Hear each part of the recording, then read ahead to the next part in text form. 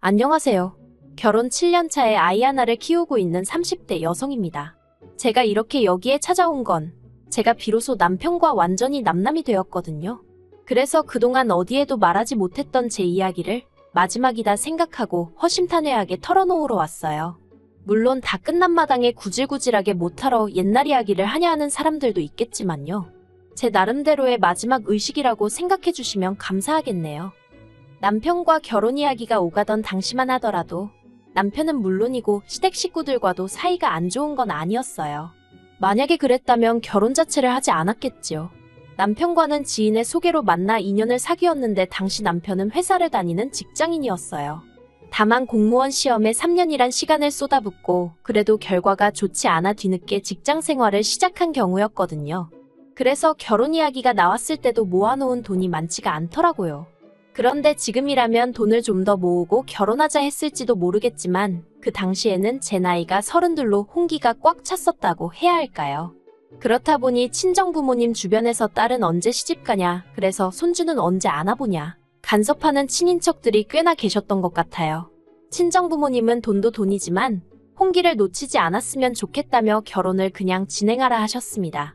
그리고 솔직히 저도 한 살이라도 어리고 예쁠 때 드레스를 입고 싶은 마음이 있었거든요. 그래서 남편이 모은 돈이 2,500밖에 없었지만 결혼을 진행하게 되었어요. 저는 당시 4천 정도 모아둔 돈이 있었네요. 그런데 시댁에 인사를 드리러 간 날, 시댁에서는 당신들 노후 준비는 되어 있는 상황이었지만 결혼하는 자식한테 목돈을 해주기는 어렵다고 하셨습니다. 실제로 남편보다 3살 많은 신우도 시집갈 때 거의 아무것도 받지 않고 갔다면서요. 솔직히 시부모님이 해놓고 사는 걸 보면 그렇게 빠듯해 보이지는 않았지만 어쨌든 없다고 하시는데 제가 그걸 추궁할 것도 아니고 당장 남편도 별말 없이 가만히 있었거든요. 그래서 조금은 서운한 마음이 들었지만 알겠다고 했습니다. 그렇게 7천이 조금 안 되는 돈을 가지고 신혼집을 알아보기 시작했어요. 그런데 저희가 가진 돈으로는 선택지가 많지 않더라고요. 아무리 발품에 손품, 눈품까지 팔아봐도 제대로 된 집에 들어가기란 하늘의 별 따기처럼 느껴졌달까요.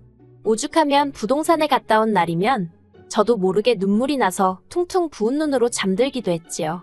그리고 이런 상황을 제가 아무리 티내지 않으려고 했어도 결국 친정어머니가 눈치를 채셨던 모양입니다. 하루는 저를 불러 마음 같아선 다른 부모들 마냥 목돈을 척척 내주고 싶은데 그렇게 해주질 못해 미안하다 하시대요. 그러면서 사정상 준다고는 못하지만 필요하면 엄마가 빌려줄 수는 있다며 이자는 안 줘도 된다고 멋쩍게 웃으셨지요. 솔직히 당시 남편이나 저나 200에서 250 언저리로 벌던 상황에 이자라도 아낄 수 있는 게 어딘가 싶대요. 그래서 염치불구하고 친정부모님한테 손을 벌렸습니다. 8천 빌렸어요. 그리고 이후로 있는 돈 싹싹 긁어서 서울 외곽에 지어진 지 거진 30년 가까이 되었던 아파트 하나를 샀습니다. 그리고 이걸로 시부모님하고 결혼 초부터 갈등을 빚게 되었어요. 결혼하고 나서야 알게 된 게 시부모님이 아예 돈이 없으신 게 아니었습니다. 신우가 빈손으로 시집을 갔다는 것도 거짓말이었어요. 돈을 안 해주면 저희가 결국에 시댁에 들어와서 살 줄 아셨답니다. 제가 평소에 멋도 안 부리고 수수하게 다녀서인지 친정에도 돈이 없을 거라고 당신들끼리 마음대로 생각하고서는 한마디로 돈도 없으면서 지들이 뭔 수로 버티겠냐, 들어와서 살 거다 그렇게 생각하셨던 모양이에요. 그런데 제가 보란듯이 친정에서 돈을 빌려다 집을 사버렸으니 게다가 제가 아파트를 제 명의로 했거든요. 남편도 그때는 양심은 있었는지 공동명의의 기억자도 안 꺼냈어요. 그런데 이제 흠잡을게 마땅치 않으셨는지 그 사실을 아시고는 굉장히 언짢아 하시더라고요. 저더러 너는 뭐하나 집안어른들하고 상의하는 법이 없다면서 그렇게 전부 다 네 멋대로 하고 살 거면 결혼은 왜 했냐, 혼자 살지. 정말이지 별소리를 다 하셨어요. 그리고 그런 구박은 애를 낳은 이후로도 한동안 계속되었습니다. 하지만 그런 말도 안 되는 억지와 오해들도 다 참았습니다. 언젠가는 알아주시고 인정해주시겠지 하는 마음으로요. 그런데 그런 시간은 끝끝내 찾아오지 못할 거예요. 왜냐하면 작년 초에 어머님이 치매 판정을 받으셨거든요. 사실 언젠가부터 어머님은 갑자기 당신이 지금 어디 있는지를 모르겠다며 전화를 해오시기도 했고 걸핏하면 핸드폰을 잃어버리셨어요. 심지어 언젠가는 가족끼리 외식차 방문한 식당에서 느닷없이 잠에 드시기도 하셨지요. 그런데 이럴 때마다 온 가족이 어머님이 피곤하신 거다, 이게 다 며느리인 제가 제대로 못 챙겨서 그렇다는 식으로 얘기했을 뿐 누구 하나 심각하게 생각하는 사람이 없었습니다. 저 혼자만 설마 하면서도 괜히 말을 꺼냈다 다들 어떻게 생각할지 몰라서 생각만 하고 말았던 것 같아요.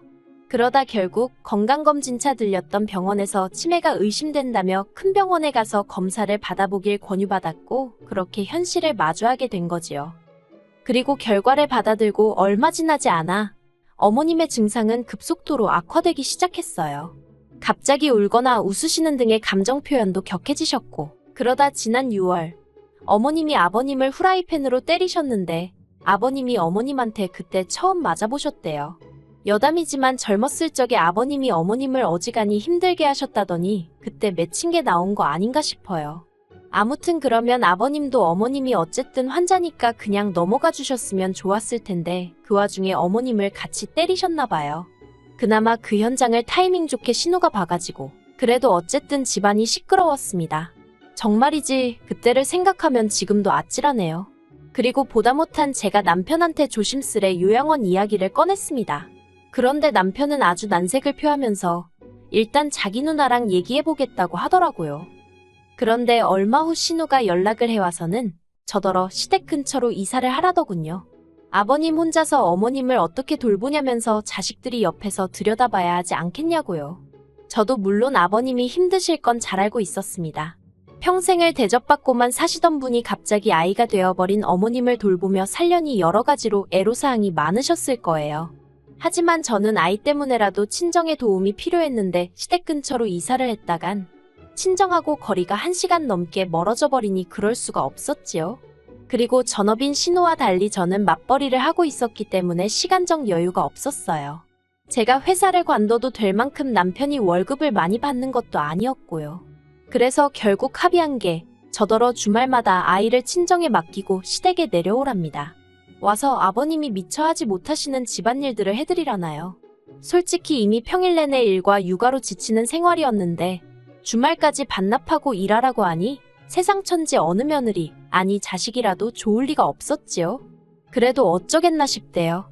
막말로 어머님이 무슨 죄가 있어 치매를 앓게 되신 것도 아니고 그래서 그래 할 수 있는 만큼은 해드리자 생각하고 알겠다 했습니다.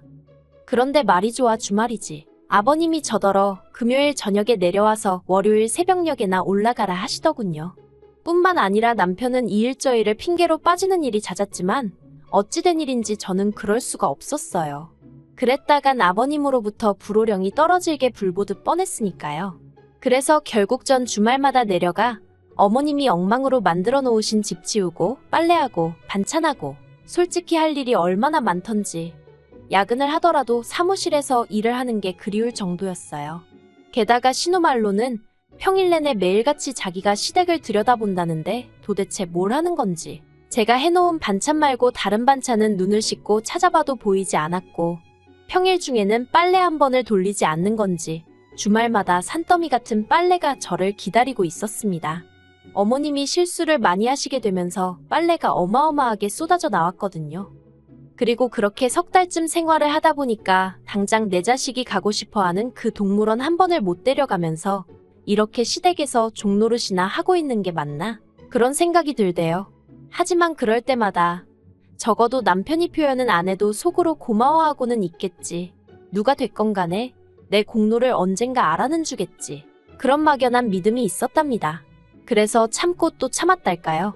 그러다 얼마 후 저는 생각지도 못한 임신 소식을 확인하게 되었습니다. 계획에 있던 임신은 아니었지만 너무 감격스러웠어요. 항상 아들 하나 딸 하나 있으면 좋겠다 생각했기에 당시에는 아들인지 딸인지도 몰랐는데도 벌써부터 기쁘더라고요. 친정부모님의 도움을 좀 더 오래 받게 되면서 죄송한 마음이 컸지만 친정부모님은 그런 건 신경 쓰지 말라며 축하해 주셨습니다. 첫째 때는 사는 게 빠듯해서 산후조리원 구경도 못했는데 이번에는 그러지 말라면서 친정부모님이 따로 500만 원도 챙겨주셨지요.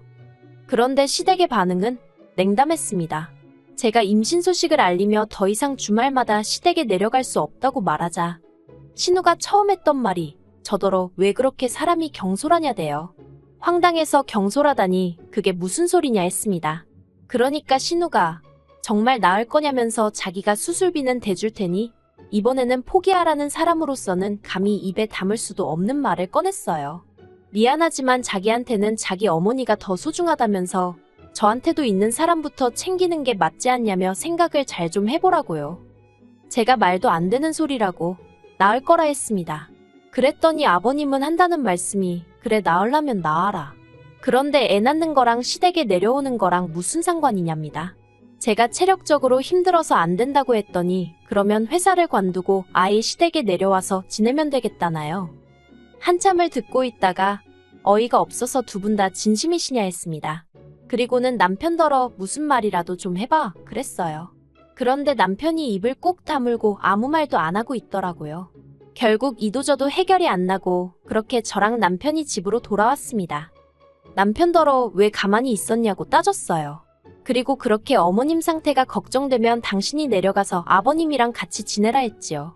그랬더니 기껏 한다는 소리가 어머님도 여자니까 같은 여자가 편하지 않겠냐는 거예요. 자기 이름도 잊어버리시고 막말로 똥오줌도 못 가리시는 양반한테 그런 게 중요했을까요? 도무지 말이 통하는 것 같지 않아서 남편더러 난 이제 두 손 두 발 다 들었다고 알아서 하라 했네요. 그러자 남편은 무슨 딱따구리도 아니고 계속해서 같은 말을 반복했어요. 기왕 시작한 거 조금만 더 해주면 안 되냐고요. 그러더니 급기야 한다는 말이 저더러 저러다 어머님 돌아가시면 후회 안 할 자신 있냐대요. 어이가 없어서 남편더러 당신은 자신 있냐고 물었습니다. 그랬더니 또 묵묵부답. 그런 의미 없는 말다툼을 몇 번이고 반복해야만 했어요. 그리고 스트레스 때문인지 결국 일주일 후에 저는 아이를 떠나보내야만 했습니다. 유산을 한 거지요. 수술을 마치고 병원에 누워있는데 하염없이 눈물만 흘렀어요. 그런데 그때 병실에 남편하고 신우가 들어오더니 그러면 언제부터 움직일 수 있는 거야? 이번 주말에는 움직여도 괜찮다지? 아버지가 걱정이 많으셨어. 그럽니다. 온몸에 소름이 쫙 끼치더라고요.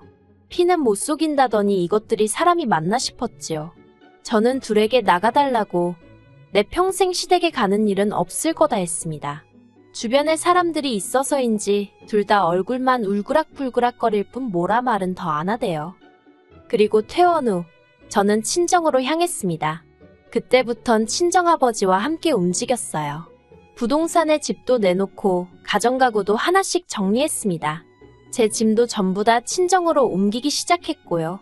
참고로 유산을 확인한 날 이혼하는 쪽으로 마음이 완전히 돌아섰거든요. 유산의 원인이 시댁 식구들 그리고 특히나 남편이라는 건 너무나 확실했기에 그러면 제가 죽으면 죽었지 제 자식 죽인 사람하고 살부대끼면서는 살 수가 없었으니까요. 남편이 자꾸 제 연락을 피해서 남편 회사에 등기로 이혼 서류를 보냈습니다. 그런데 남편이 다 찢어버렸다면서 100번 1000번을 보내보라고 자기가 도장 찍을 것 같냐면서 연락을 해왔어요. 그래서 제가 그러면 변호사 선임하겠다 했습니다. 그랬더니 진짜 그렇게까지 해야겠냐면서 자기더러 어쩌라는 거냐대요. 그러면 뭐 아픈 어머니를 버리기라도 하라는 거냐면서. 그래서 제가 남편더러 당신이 뭘 얼마나 했는데 어머님을 버리기식이나 하냐 했습니다. 그리고는 나는 당신한테 이제 기대하는 것도 바라는 것도 없으니 이혼 서류에 도장이나 찍어달라 했어요. 그리고 저는 아버님으로부터도 연락을 받게 되었습니다. 아버님은 아무리 세상이 달라졌어도 이혼하면 여자만 손해라면서 저더러 나갈 거면 제 몸뚱이만 나가라고 당신 핏줄은 두고 가라대요. 생전 손자한테 용돈 10,000원 쥐어줘 본 적 없으신 분이 그제서야 핏줄 어쩌고 하시니 웃겼어요. 그래서 알겠다 했습니다. 솔직히 아버님한테 제 아들을 맡길 생각은 추호도 없었는데 평소 아버님은 툭하면 말도 안 되는 걸로 으름장을 놓곤 하셨거든요. 그래서 저도 세게 한번 나가본 거지요. 그리고 아니나 다를까 제가 지금 아이를 시댁에 데려다 놓을 거냐 하니까 갑자기 당신이 키울 건 아니라면서 일단 기다려보라며 한 발 빼시더라고요. 그리고 그제서야 신우가 저더러 미안하다며 연락을 해왔습니다. 자기가 딸이니까 자기가 좀 더 들여다봤어야 하는데 자기 먹고 사는 게 빠듯해서 저한테 의지를 많이 했었다나요. 그러면서 어머님이 기억이 없으셔서 그렇지 솔직히 이 상황을 아시면 얼마나 속상하시겠냐면서 저더러 다시 한번 생각해보랍니다. 그래서 그런 말 이제 와서 무슨 소용이냐고 그래도 반성을 하시니 다행이라고 어머님 살아계신 동안 이제라도 그동안 못한 딸 노릇 똑바로 하라 했어요. 그리고 저는 친구 소개로 이혼 전문 변호사를 소개받았습니다. 다행이라고 해야 할지 친정 부모님한테 돈 빌려서 집을 살 때 세무사의 조언을 따라서 증여받은 것처럼 샀거든요. 그렇다 보니 집값이 상당히 올랐는데도 남편하고 나눌 게 없었어요. 정말 그땐 안도의 한숨이 나오대요. 솔직히 이혼하고 나면 혼자서 아이를 어떻게 키우나 걱정이 많았으니까요. 그리고 핏줄 타령하던 시댁 식구들도 막상 제가 이혼 소송 걸겠다니까 애 내놓으라 소리를 안 하더군요.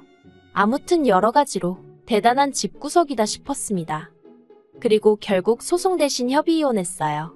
제 생각이지만 남편도 남편대로 변호사를 알아보고 다닌 모양인데 재수 없으면 저한테 위자료까지 줘야 될 판이었던 모양이에요. 그래서인지 자기가 먼저 꼬리 내리고는 저더러 협의 이혼하자대요. 저도 남편하고의 관계를 질질 끌어가고 싶은 마음은 없었기에 그러자 했고요. 그렇게 저희가 남남이 되었어요. 솔직히 이혼녀라는 타이틀을 가지고 혼자서 아들을 잘 키울 수 있을지 걱정도 되고 두렵고 떨립니다. 지금보다 더 강한 엄마가 되어야겠지요. 저에게 마지막으로 바람이 하나 있다면 나중에 아이가 저를 이해해주면 좋겠다는 거예요. 엄마는 그저 너에게 행복하고 안정된 가정을 주고 싶었다는 걸.